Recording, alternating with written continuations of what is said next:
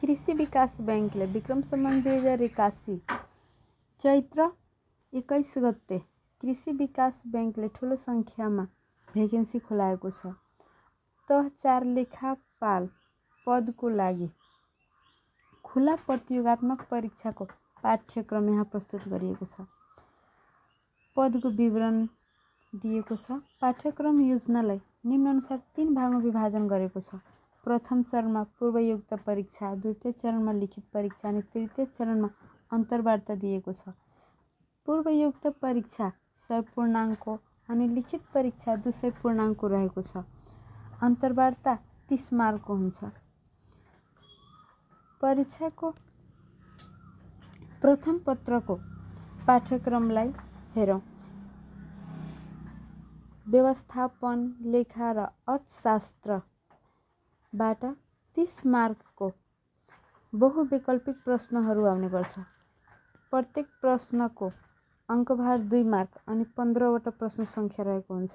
कृषि विकास बैंक र ब्याङ्किङ सम्बन्धी 30 अङ्क, गणितबाट 10 मार्क, कम्प्युटरबाट 10 अनि सामान्य ज्ञानबाट 20 गरी 100 मार्कको बहुविकल्पिक प्रश्नहरू आउने गर्छ।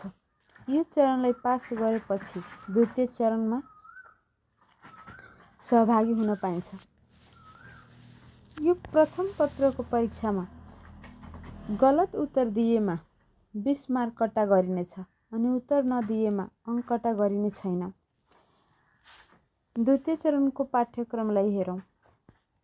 व्यवस्थापनबाट 5वटा प्रश्न आउँछ, 10-10 मार्क गरी अनि लेखाबाट 2वटा प्रश्न आउँछ, लङ क्वेसन्समा 10 मार्कको अनि गणितबाट 4वटा प्रश्न आउँछ 5 अङ्क गरेर अनि कम्प्युटरबाट 2वटा प्रश्न आउँछ 5-5 अङ्क गरेर 10 मार्कको प्रश्न यसबाट आउँछ। अर्थशास्त्रबाट 2वटा छोटो प्रश्न आउँछ 5 अङ्कको अनि 1वटा लङ प्रब्लमहरू आउँछ 5 अङ्कको। ब्याङ्किङबाट 15 अनि कृषि विकास बैंक लिमिटेड अनि ब्याङ्किङ कानुनबाट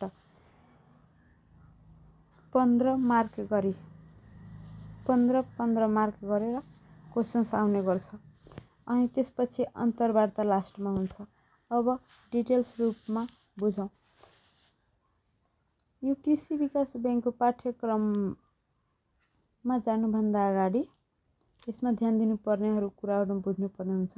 परीक्षाको लिखित परीक्षाको माध्यम भाषा नेपाली अङ्ग्रेजी दुवै हुन सक्छ अनि लिखित परीक्षामा सोध्ने प्रश्नको अङ्कभार सम्बन्धी पत्र र विषयमा दिए अनुसार हुनेछ। अनि 3rd नम्बरमा के भनेको छ भने बहुवैकल्पिक प्रश्नको गलत उत्तर दिएमा 20% कट्टा गरिनेछ तर नदिएमा कट्टा गरिने छैन। अनि 4 नम्बरमा के भनेको छ भने बहुवैकल्पिक प्रश्नमा परीक्षार्थीले उत्तर लेख्दा अङ्ग्रेजी ठुलो अक्षर ABCD मा लेख्नुपर्ने छ।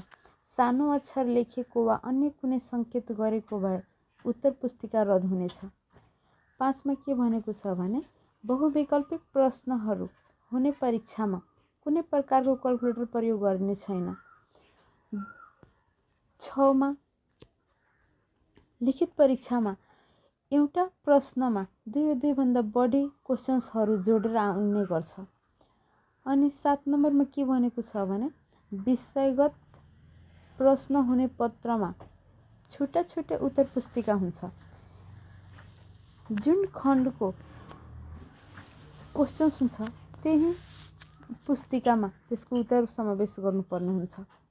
यस पाठ्यक्रमको योजना अन्तर्गत का विषयमा विषयवस्तुमा जेसुकै लेखिए पनि ऐन, कानुन, नियम, विनियम वा नीति परीक्षाको मितिभन्दा 3 महिना अगाडि संशोधन भएका वा संशोधन भई हटाइएका वा थप गरी संशोधन भएका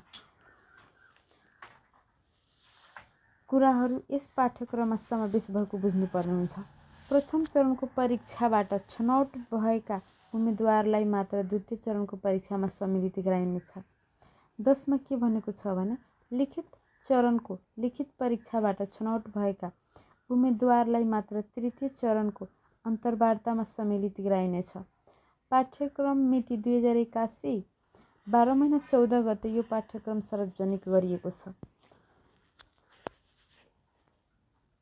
प्रथम पत्रको पाठ्यक्रमलाई हेरौँ। यसले 4 सेक्सनमा विभाजन गरिएको छ। सेक्सन ए मा के भनेको छ भने म्यानेजमेन्ट, अकाउन्टिङ अनि इकोनोमिक्सबाट 30 अङ्कको 15वटा प्रश्नहरू आउने गर्छ, जसको प्रत्येकको अङ्कभार 2 मार्क हुन्छ।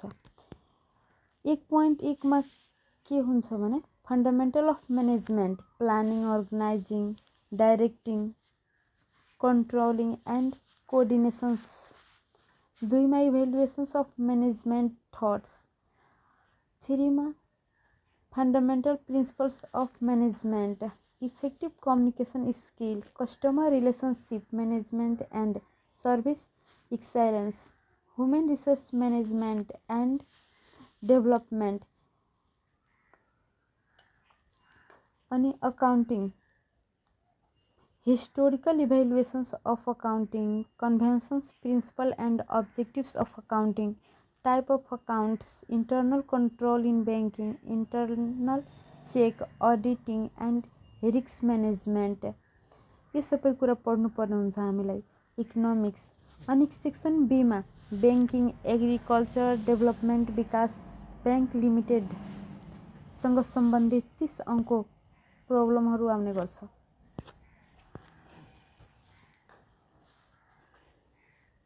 Institutional framework overview of agriculture development bank limited, banking ल सम्बन्धी क्वेसन्सहरू आउँछ। अनि सेक्सन सी मा म्याथमेटिक्स एन्ड कम्प्युटर सम्बन्धी क्वेसन्सहरू आउने गर्छ।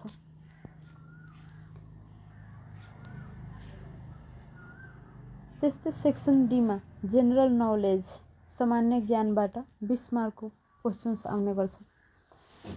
फर्स्टमा भूगोल सम्बन्धी, भूगोलमा के पढ्नुपर्ने हुन्छ भने भूगोल सम्बन्धी सामान्य जानकारी, नेपालको भूगोल, नेपालको भूगोलमा प्राकृतिक स्रोत साधनका प्रकार र विशेषता, भौगोलिक अवस्था, स्वरूप, किसिम र विशेषताहरू पढ्नुपर्ने हुन्छ।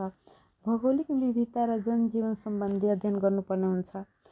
नेपालको सार्वजनिक विभाजन, अक्षांश र देशान्तरबारे बुझ्नुपर्ने हुन्छ।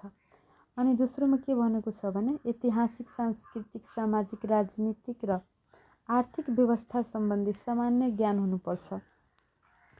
तेस्रोमा राष्ट्रिय, अन्तर्राष्ट्रिय संस्था, खेलकुद, पुरस्कार र समसामयिक विषयहरू यसमा समावेश भएको हुन्छ। अनि चौथोमा नेपालको संवैधानिक विकासक्रम र नेपालको संविधान सम्बन्धी सामान्य जानकारी बुझ्नुपर्ने हुन्छ। अब यो प्रथम पत्र पास गरेपछि मात्र द्वितीय चरणमा सहभागी हुन पाइन्छ। द्वितीय चरणको परीक्षालाई 3 सेक्सनमा विभाजन गरिएको छ। पहिलो सेक्सनबाट 100 मार्कको अनि दोस्रो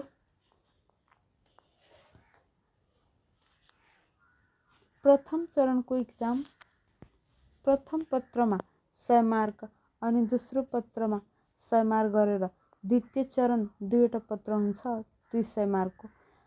सेक्सन ए मा म्यानेजमेन्ट सम्बन्धी क्वेसन्सहरू आउने गर्छ। म्यानेजमेन्टबाट 50 मार्कको क्वेसन्स आउँछ। म्यानेजमेन्टमा के पढ्नुपर्ने हुन्छ भने definitions of organizations, type of organization, objectives of organizations, organizational structures आदि तपाईहरूले पढ्नुहोला। अनि 2 मा human resource management, office management.